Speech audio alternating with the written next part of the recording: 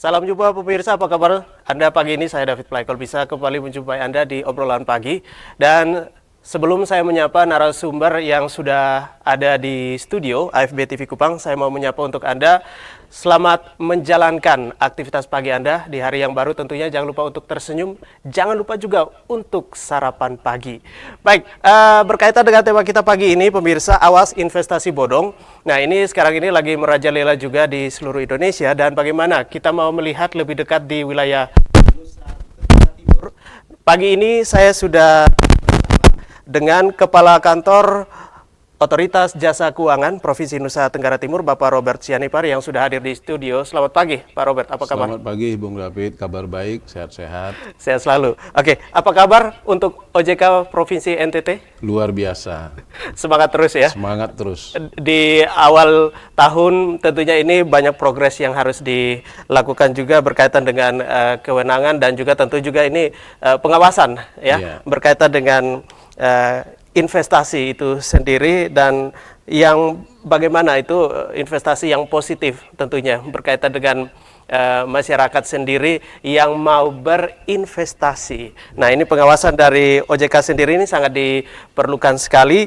Nah, dan juga untuk Anda pemirsa yang mau berinvestasi, semoga pagi ini berkaitan dengan tema kita bisa memberikan lagi manfaat untuk Anda supaya mau berinvestasi yang baik dan benar itu seperti apa kira-kira ya, seperti itu. Ini juga menjadi satu titipan juga pertanyaan dari masyarakat, ya kurang lebih seperti itu. Nah, ini saya ke Pak Robert, mumpung ada di studio nih. Nah, ini kalau kita berbicara soal kasus penipuan, Pak Robert, ini khususnya investasi bodong dan juga pinjaman online di era sekarang ini jadi pemberitaan baik itu media massa, media sosial. Nah, ini mengapa demikian? Mengapa demikian bisa terjadi? Apakah ini soal pengawasan ataukah edukasinya atau seperti apa, Pak? Ya, baik. Terima kasih Bung David dan Bapak Ibu pemirsa sekalian. Sebelum langsung ke investasi bodong, mungkin perlu saya sedikit memperkenalkan kembali tugas dan peran OJK. Ya. OJK lembaga independen sebagaimana diatur oleh Undang-Undang OJK, Undang-Undang Nomor 21 Tahun 2011. Di situ tugasnya mengatur, mengawasi, melindungi seluruh sektor jasa keuangan. Jadi kalau boleh kita kelompokkan, sektor jasa keuangan itu ada 3 kelompok besar yang paling sering sudah dikenal oleh masyarakat, perbankan. Di dalamnya ada bank umum, ada BPR, kemudian ada pasar modal, dan yang ketiga ada industri keuangan non-bank. Di situ ada perusahaan pembiayaan, dana pensiun, kemudian perusahaan-perusahaan yang menawarkan jasa keuangan seperti pegadaian dan lain-lain. Nah, tadi selain tugas mengatur mengawasi, kita melakukan perlindungan konsumen. Bagaimana kita melindungi, khususnya topik yang tadi sudah ditanyakan dari Bung David. Nah, investasi ilegal ini atau 2 hal yang marak belakangan ini adalah penawaran investasi ilegal dan pinjaman online ilegal. Nah, investasi ilegal ini namanya saja ilegal. Ya. Orang kenalnya investasi ilegal atau investasi bodong. Ini tidak berizin. Ya. Nah, kenapa ini marak di tengah-tengah masyarakat? Masyarakat kita ini, ya era sekarang ini kan serba instan. Banyak yang ingin untung cepat. Maunya cepat. Maunya cepat. Tapi tidak mau melihat resikonya seperti apa? Tidak melihat resikonya. Jadi kami sudah melakukan upaya-upaya, ada pendekatan pencegahan atau preventif, selain pendekatan represif. Preventif ini kami melakukan edukasi. Untuk di NTT sendiri, tahun 2019 kami kurang lebih melakukan 20 kali acara edukasi ke berbagai tempat, kabupaten kota. Kemudian kita juga bekerja sama dengan aparat penegak hukum, kita punya yang namanya Satgas Waspada Investasi Daerah, SWID. Nah, di dalamnya ada sekitar 13 instansi, termasuk dengan kepolisian, kejaksaan tinggi, Bank Indonesia, Dinas Kominfo, Koperasi, dan lain-lain. Itu upaya pencegahan. Nah, kemudian upaya represif, kalau ada kasus-kasus, kami mengimbau kepada masyarakat untuk hati-hati berhati-hati dengan penawaran-penawaran, baik itu investasi ilegal maupun pinjaman online yang ilegal. Oke. Baik. Nah, untuk perkembangan di Nusa Tenggara Timur sendiri ini seperti apa berkaitan dengan tema kita pagi ini? Ya, kalau investasi, Kalau kita melihat ke tahun sebelumnya.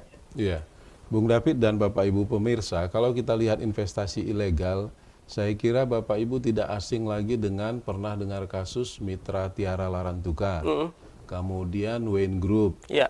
Koperasi Amanda Permata. Nah, itu penawaran-penawaran banyak yang berkedok kerjasama, ada yang berkedok koperasi, menawarkan keuntungan tidak wajar. Nah, ini yang banyak kerugian-kerugian yang ditimbulkan, capaiannya bisa miliaran rupiah. Dan sampai sekarang juga banyak-banyak masih kasusnya yang belum selesai. Artinya memang tidak ada yang sampai kepada pengembalian seluruh korban. Oke.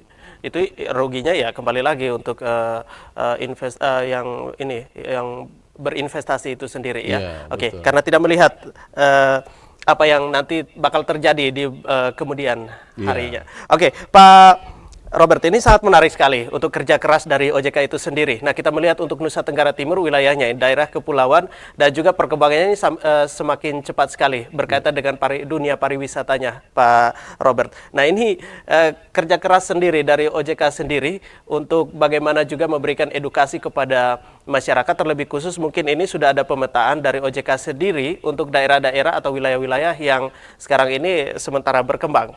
Nah, itu di situ juga perkembangan soal investasi dan lain sebagainya sangat banyak sekali ini penawarannya. Seperti apa, Pak Robert? Kita tentunya berkaca dari kasus-kasus sebelumnya, di mana yang tumbuh banyak. Kita memetakan misalnya di 22 kabupaten kota yang ada di Provinsi NTT, kita lihat misalnya di Pulau Flores, kemudian di Sumba kemarin Koperasi Amanda Permata, di Flores sendiri ada Mitra Tiara Larantuka. Jadi kita mencoba mengidentifikasi dari aspek pencegahan ini, media apa yang lebih efektif dan paling efektif untuk dirasakan untuk bisa mencegah masyarakat tergiur dengan investasi bodong tadi, penawaran tadi. Kami secara gencar melakukan edukasi baik melalui media-media online, kemudian juga secara tatap muka langsung berkunjung ke beberapa daerah. Kita sosialisasikan. Tagline yang sering kita pakai itu 2L, legal dan logis. Oke. Legal itu kalau ada penawaran ke Bapak Ibu sekalian, cek dulu izinnya. Bisa apakah dia punya izin badan hukum. Kedua, apakah dia punya izin operasional. Dan kalau ragu dengan izinnya, jangan sungkan-sungkan untuk menghubungi nomor yang kami sebutkan tadi. Ada call center OJK 157. Nah, itu yang aspek legalnya. Kemudian aspek logisnya, yang ditawarkan itu coba dipikirkan, apakah itu keuntungan yang wajar? Perbandingannya, kalau Bapak Ibu menyimpan di bank saja, suku bunga acuannya ada yang diterbitkan oleh lembaga penjamin simpanan. Ya. Contohnya kemarin itu, sampai menawarkan 1% per hari. Itu di mana dia bisa kelola sehingga bisa memberikan imbalan yang sedemikian besar. Nah, ini harusnya Bapak Ibu sekalian, Bapak Ibu pemirsa bisa waspada agar tidak tergiur dengan imbal hasil yang sebesar itu. Oke. Nah, kemarin kami melihat untuk daerah-daerah yang tidak familiar menggunakan katakanlah media-media online, kami coba melakukan pertemuan apa media. Misalnya kita sering di masyarakat yang rutin berkunjung ke bank, sering melihat di papan pengumuman, kita juga menggunakan media-media poster gitu, seperti itu, yang bisa dibaca dengan informasi grafis yang menarik, ini yang mudah dipahami masyarakat, sehingga mereka dapat pemahaman, pengetahuan untuk tidak mudah tergiur dengan penawaran-penawaran seperti itu. Begitu, Bung David. Baik, Pak Robert, ini sangat menarik sekali. Tapi juga berkaitan dengan bagaimana masyarakat itu. Tadi sudah disinggung, ini kebutuhannya sangat mendesak sekali. Tetapi kembali lagi sekarang ini untuk perkembangan Nusa Tenggara Timur dan bahkan seluruh Indonesia ya, untuk UMKM-nya ini juga sekarang lagi gencar-gencar untuk dilaksanakan. Dan mungkin lebih ke tipsnya mungkin ya, agar supaya tidak jatuh pada hal-hal artinya ini yang bersifat ilegal itu sendiri, Pak Robert. Ya, tipsnya tadi kami sampaikan Bapak Ibu mengenali karakteristiknya, baik dari sisi investasi yang ilegal ataupun pinjaman online. Ada beberapa karakteristik yang Bapak Ibu bisa pahami. Yang tadi pertama, imbal hasilnya tidak wajar. Ya, Dia 1% itu ya? Iya, contohnya 1%. Dan menjamin pasti untung. Di dunia ini tidak ada investasi yang dijamin pasti untung. Setiap investasi ada keuntungan, ada potensi kerugian. Yang kedua, umumnya ini banyak yang bersifat global dan pesertanya ini banyak. Umumnya dia menggunakan program iming-iming ini member get member. Oke. Nah, seperti multi level. Kalau kita bawa anggota, nanti kita dapat Ya. komisi. Jadi sebenarnya komisi yang diberikan itu bukan dari hasil penjualan produk, tapi setoran uang dari anggota berikutnya yang sudah ditarik tadi, direkrut. Nah, kemudian umumnya mereka juga menggunakan testimoni dari tokoh-tokoh masyarakat atau tokoh agama atau orang terpandang di satu daerah. Nah, ini diliput sedemikian rupa, diminta testimoninya, dibuatkan video, diminta untuk berbicara.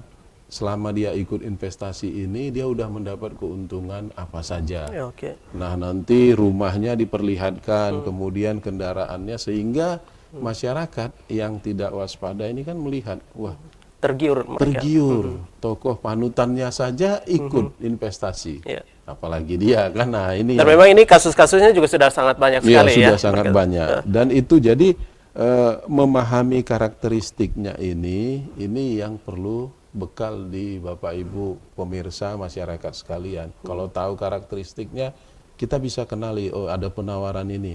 Oh ini ciri-cirinya tidak wajar, saya cek dulu. Ada izinnya tidak, siapa yang dia ada, tokoh-tokoh yang digunakan dan seterusnya. Tapi satu pertanyaan sebelum kita jeda iklan, Pak Robert, untuk Nusa Tenggara Timur ini sistem kekeluarganya sangat tinggi sekali. Iya, Nah, kita iya. melihat, tetapi dan juga ini berkaitan sangat menarik sekali. Ujung-ujungnya ya kalau uang tidak kenal keluarga, Betul, seperti itu. Nah, betul, ini Bung David. kita melihat untuk kedepannya seperti apa. Nah, ini pendekatan sistem kekeluargaan. Nah, ini dari OJK sendiri melihatnya seperti apa sih? Ya, kita kan sekarang ada edukasi juga ke misalnya ke kaum wanita, ke pengurusan anggota gereja, Ya. melalui tokoh-tokoh tersebut atau melalui organisasi wanita, kita juga menyampaikan supaya hati-hati dengan harapan kalau mereka teredukasi, bukan pengetahuan untuk mereka saja, tapi di kelompok arisannya, Ya. tadi perkumpulan keluarga, itu bisa juga menjadi ya bahan pembicaraan lah, menambah informasi bagi anggota keluarga. Harapannya tidak terikut memang, semua tadi tidak terikut supaya korbannya tidak bertambah. Oke, Gitu. baik. Dan juga ini mungkin Anda juga pemirsa yang sementara menyaksikan obrolan pagi pernah mendapatkan SMS atau sering mendapatkan SMS atau pesan di lewat WhatsApp ini berkaitan dengan investasi yang menggiurkan, dan juga kita tidak tahu nanti kedepannya seperti apa. Nanti juga kita bakal tanya juga kepada Pak Robert Sianipar, Kepala Kantor OJK Provinsi Nusa Tenggara Timur. Kami segera kembali tetap di obrolan pagi.